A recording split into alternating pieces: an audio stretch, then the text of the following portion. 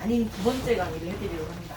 난임 두 번째 강의는 이제 첫 번째는 임신을 하는 과정이 어떻게 되고 어떤 원인이 있을 때 난임이 되는지, 그리고 두 번째는 보조생식수술과 그리고 한의원에서는 어떤 도움을 받을 수 있는지, 어떤 치료를 받을 수 있는지 그런 것들을 안내해드리도록 하겠습니다. 예쁜 아이를 가지고 싶은데 그게 생각보다 잘 안 되시는 경우가 좀 있어요. 요새 이제 결혼하는 연령도 좀 늦어지고, 물론 뭐 아이를 일부러 갖지 않은 경우도 있지만은 이런 것 때문에 좀 스스로 내가 뭔가 결함이 있나라고 굉장히 자책하시는 분들도 많고 한데, 어떻게 하면 이것을 극복할 수 있을지 알려드리도록 하겠습니다. 결혼 적령기가 예전에는 뭐 20대 중반 초반 이렇게 됐었는데 요새는 약 10년 이상 많아져서 30대 초반 혹은 중반이라고 얘기하기도 하죠. 그런데 여성분들 같은 경우에는 35살이 넘어가게 되면은 에스트로겐과 프로게스테론 같은 여성 호르몬이 급격하게 감소하게 됩니다. 그래서 그 이후에 이제 임신을 시도하시는 분들은 조금 더 노력을 해주셔야 되죠. 임신이 가능한 때는 배란기 전후입니다. 이제 난자가 난소에서 이렇게 배란이 되고 정자와 만날 수 있는 시기가 이제 배란일이 되는데, 배란일 이후로 난자의 경우에는 하루 이틀을 할 수가 있고요. 정자의 경우에는 정소에서 배출이 됐을 때 한 2, 3일에서 길게는 5일까지도 살 수 있다고 합니다. 좀 더 정자가 오래 살 수 있죠. 그래서 난자가 배란되기 전에 정자가 미리 들어서 기다리고 있는 편이 훨씬 더 그 임신 성공 확률이 높아집니다.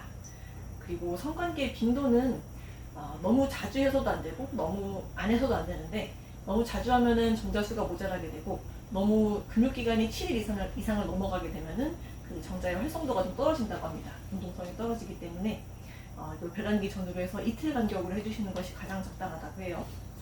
그거를 유념을 해주시고, 그리고 무엇보다 중요한 거는 그 성관계의 빈도나 이런 배란을 맞추는 것도 중요하지만은 성관계 자체를 임신 때문에 이렇게 의무적으로 한다는 생각보다는 그냥 그 관계 자체를 즐기면서 그 부부가 행복하게 성관계를 가지는 것이 무엇보다 중요하다고 할 수 있겠죠. 그러면은 배란일을 정확하게 알아야 조금 더 임신 확률을 높일 수가 있는데, 배란일을 알아보이는 방법은 여러 가지가 있습니다. 그게 3가지 정도가 되는데, 이거를 종합해서 예측을 하면 조금 더 정확하게 하실 수가 있겠죠. 제가 계란을 여기다 넣어놨는데 계란 흰자를 넣고자 했어요. 계란 흰자가 무엇을 의미하고자 했을까요? 이게 가장 어떻게 보면 정확한 배란일 예측법입니다. 뭘까요, 선생님들? 짐작되는 게 있으신가요? 정답? 반대로. 난자예요? 거의 다 왔어요.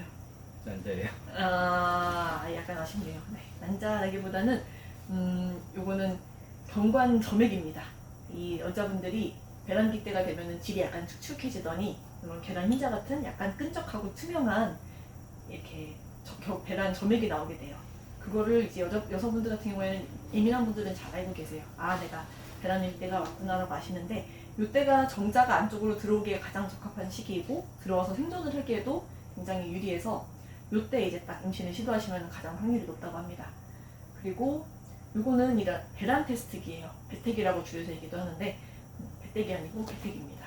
배태기가 뭐냐면은 소변 검사를 하는 거예요. 소변 검사를 해서 성체 형성 호르몬이 측정이 되면 이제 2줄이 강하게 뜨게 됩니다. 2줄이 뜨면은 곧 배란을 할 거야, 36시간 이내에 배란을 할 거야 라고 알려주는 거예요. 이런 소변 검사도 있고요. 마지막으로 기초 체온 측정법이 있는데, 구입용 체온계는 무려 소수점 둘째 자리까지 정확하게 온도가 나오게 됩니다. 이렇게 평소에 약간 저온이 유지되다가 0.3도 이상으로 체온이 갑자기 올라간다, 그러면은 배란을 했다는 소리예요. 배란날이라는 뜻이에요. 그래서 열심히 이제 임신 시도를 하시다가 갑자기 체온이 이렇게 올라갔다 하면은 그때는 조금 숨을 돌리셔도 되는 거죠. 이렇게 배란을 예측할 수 있는 방법들을 여러 가지로 종합해 보시면 좋겠습니다. 이제 임신을 여러 가지로 시도를 하시다가 잘 안 되면은 보조생식수를 시도하시는 경우가 많은데, 이때는 과배란을 유도하는 과정을 가장 먼저 거치게 됩니다. 과배란 유도하는 과정은 HCG나 FSH나 아니면 클로미펜 같은 그런 호르몬이나 약물 같은 것들을 주입을 하게 되는데, 그래서 난포를 여러 개를 성숙을 시킵니다. 난자 속에 있는 난포를 여러 개, 한 6개에서 15개 이런 식으로 성장을 시켜서 그거를 이제 채취하거나 혹은 인공수정을 거치게 되는데요. 이때 너무 좀 지나치게 난포를 많이 성숙시키다 보니까는 황체기에 결함이 생기기도 하고, 혹은 만소 과자극 증후군 같은 그런 부작용이 생기는 경우도 있습니다. 이게 보조생식수 같은 경우에 대부분 시험관을 택하시긴 하는데, 원인에 따라서 엄연히 이렇게 적응해야 되는 구조 생식수 방법이 다르기 때문에 내 몸에 부담이 덜할 수 있는 방법으로 가능하면은 잘 분별해서 하시는 것이 좋죠. 인공수정 같은 경우에는 남자분들이 발기가 잘 안 된다거나 혹은 임신을 하려고 성관계만 가지면 그때만 꼭 사정이 안 된다거나 혹은 요 경관 앞쪽에 입구가 정자가 들어오기에 좀 부적합한 환경이라던가 그래서 나팔관, 그러니까는 난관 횡대부에서 정자와 난자가 만나는 물리적인 과정이 잘 안 될 때 이용을 하게 됩니다. 이렇게 정자를 채취를 해서 안쪽까지 넣어주는 거예요. 난관 입구까지 정자를 넣어주면은 이제 보다 수월하게 그 난자가 있는 곳까지 향할 수가 있겠죠. 이것이 인공수정입니다. 그리고 많이들 알고 계시는 시험관 시술인데 이 경우에는 배란이 잘 안 될 때 주로 쓰는 경우가 많고요. 그리고 원인 불명으로 임신이 잘 안 될 때 주로 이 방법을 택하게 됩니다. 이거는 난자를 난소에서 채취를 해서 배란이 되기 전에 먼저 채취를 합니다. 그 과정이 좀 아프겠죠. 피부를 뚫고 난소까지 바늘을 넣어야 되기 때문에 그게 굉장히 힘들다고들 하십니다. 그래서 난자를 채취를 해서 바깥에 시험관에서 정자와 함께 수정을 시키고 그걸 다시 안쪽으로 자궁 안쪽으로 넣어줍니다. 이 과정까지를 이제 체외 수정 시술 혹은 시험관 시술 이렇게 얘기를 하고요. 그런데 이게 건강한 정자와 난자를 만들어주는 것은 아니고 또 자궁의 내막 상태를 개선시켜주는 것은 아니고 단순히 이 수정되는 과정만을 도와주는 거기 때문에 이렇게 착상이 되고 임신이 유지되는 과정을 담보하기는 좀 어렵죠. 완벽하게 임신을 좀 해준다고 보기는 어렵고 이 시험관 시술을 했는데 자궁 내막 상태가 별로 좋지 않은 경우에 너무 자궁 내막이 얕다든가 그런 경우에는 그 수정란이 착상할 위치를 찾지 못하고 위쪽 엉뚱한 곳으로 올라가게 됩니다. 그래서 자궁에 임신이 되는 경우도 심심치 않게 생기게 됩니다.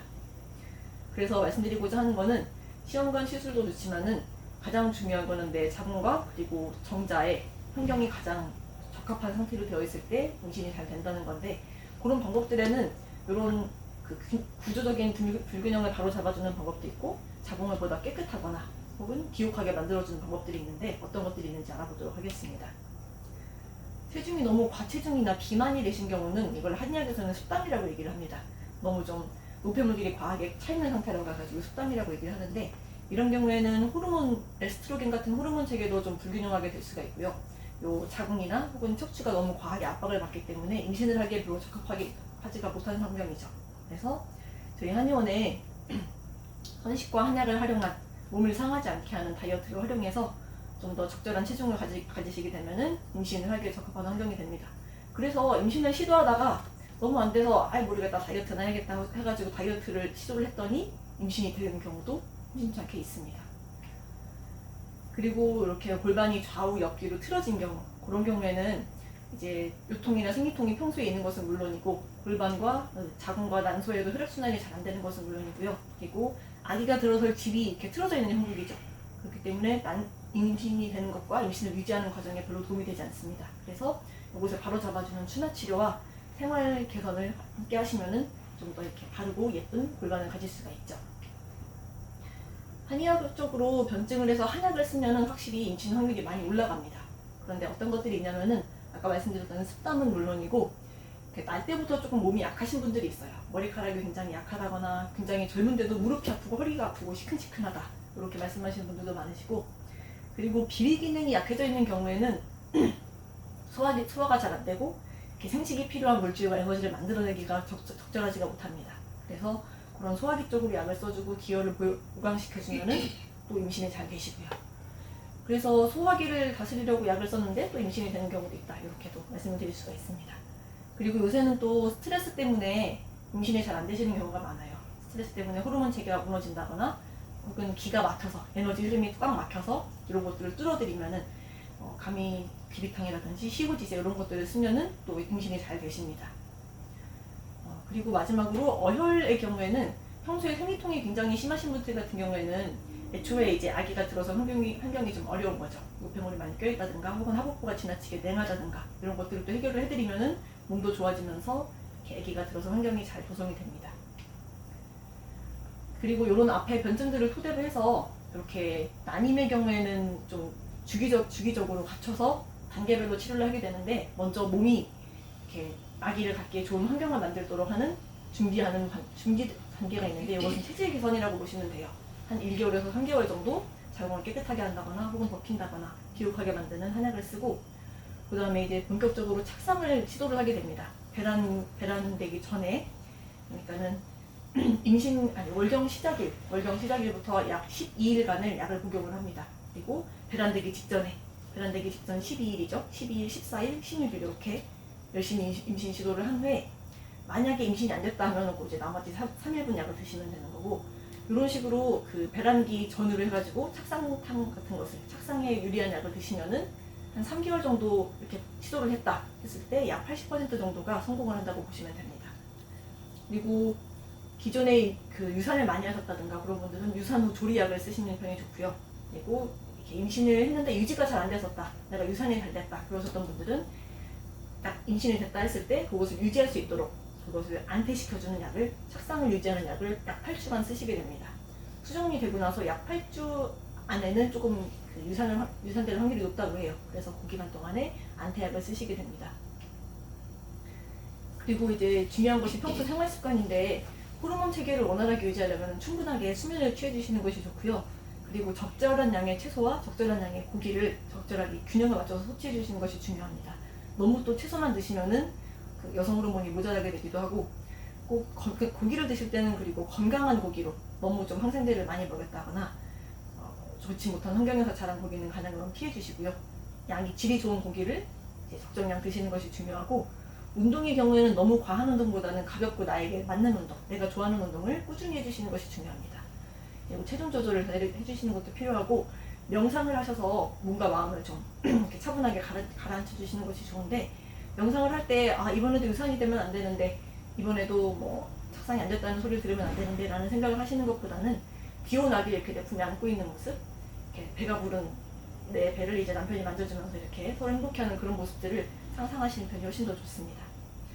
그리고 음주와 흡연은 임신을 어렵게 하는 것은 물론이고, 건강하지 못한 아기를 낳을 확률이 커지기 때문에 꼭 피해 주시고요. 지나친 카페인 섭취도 피해 주시는 편이 좋습니다. 이렇게 척박한 땅에서는 씨를 뿌려도 이렇게 식물이 자라날 확률이 적겠죠.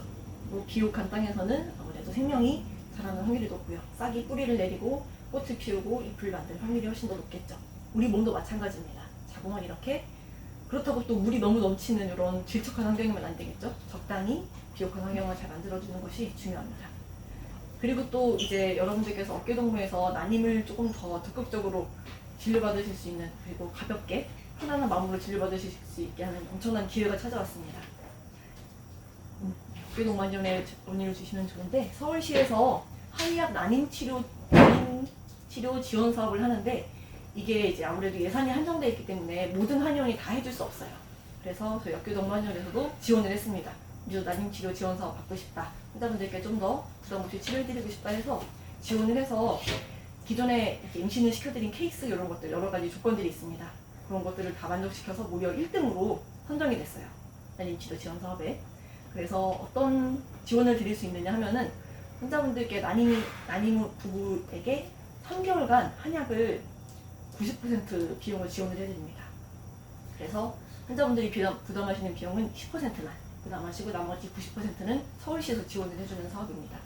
그래서 이렇게 습담을 없애고 어혈을 없애고, 그리고 아랫배를 따뜻하게 해주고, 이런 한의학 치료들을 부담 없이 받으실 수 있게 되는 거죠. 그래서 내 가족들이나 혹은 주변에 난임으로 좀 힘들어하시는 분들이 있으시면 한번 적극적으로 문의 주시면 좋을 것 같습니다.